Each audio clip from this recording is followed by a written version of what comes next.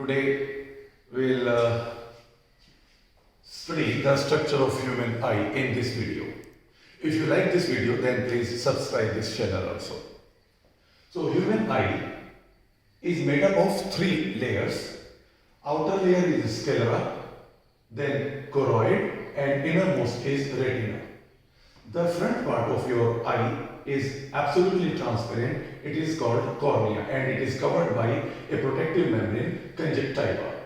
In middle portion, the muscular diaphragm-like structure is there called iris. It is pigmented structure and it controls the amount of light. In the center of iris, an aperture is there called pupil. Behind the iris, this biconvex lens is present. From this eyeball, the optic nerve leaves, which carries the message of vision to your brain. This chamber is filled with a fluid called vitreous humor, and front chamber is also filled with a fluid called aqueous chamber. Now this structure of human eye we will study with the help of this model. One model, we will study it. So this is the model of human eye. This is eyeball, right? And you can see this eyeball, it is having these structures. These are actually muscles. These are extraocular muscles. And with the help of these muscles, your eyeball move right, left, up, down. And with the help of coordination of these muscles, you can even rotate your eyeball. From the back side of your eyeball, this is the optic nerve which leaves the eyeball and it goes to brain and carries the message. This is optic nerve. Here you can see the three layers of eyeball. The portion is cut and removed. This outer part is sclera. Outer blue portion, it is sclera. Then this pigmented dark colored, it is choroid, and this light colored, it is retina. Now in front of you I will just open this model of eyeball to explain you the internal structure of this eyeball, right?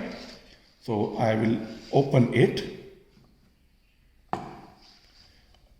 This model is fixed with the help of pins.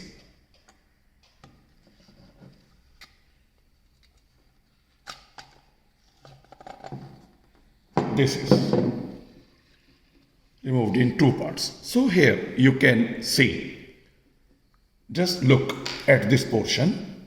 This is sclera, dark line is choroid, and light yellowish or brownish, it is retina. This front part, it is cornea. You see its curvature. It is cornea, absolutely transparent. Through this cornea, light rays enter in your eye. Through this cornea, light rays enter. If I remove this cornea, then you can see this pigmented portion of your eye. This pigmented portion of your eye is iris. You can see the muscles of iris. In the center, this aperture is there, and this aperture is pupil. When these muscles contract, then this pupil becomes narrow. And when these muscles relax, then this pupil becomes wide, just to control the amount of light enters through pupil. I am also removing this iris. This iris, and in the center you can see the aperture. This aperture is pupil. It may become narrow, it may become wide. Then here on the back side, this is the lens. I just keep it here to show you this lens. This lens is biconvex lens, right? And with the help of certain fibers of muscles, it remain fixed in eyeball. The curvature, the thickness of this lens can be changed when you just focus your eye on a distant object, then it becomes thin. Its focal length increase. And when you observe the nearer object, then it becomes thick. So lens can become thick and thin to focus the objects at various distances. Right? It is also absolutely transparent. Sometimes what happens in old age, the transparency of this lens is lost. That disease is called cataract.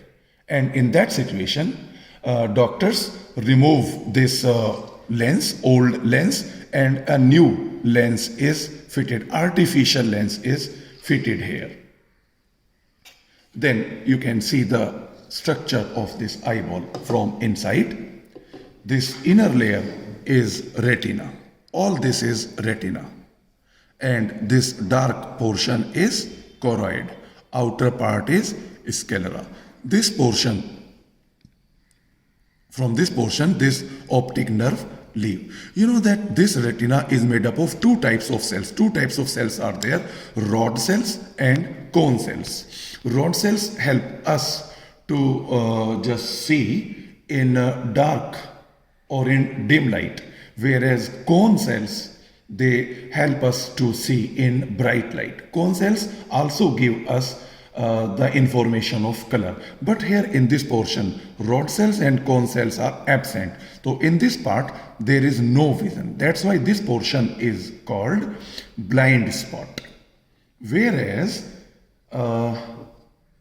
somewhere here, at this point, at this particular point, the mostly cones are present. That's why at this point vision is very sharp, and this point is called fovea, fovea centralis. So this is the structure of human eye. Thank you very much.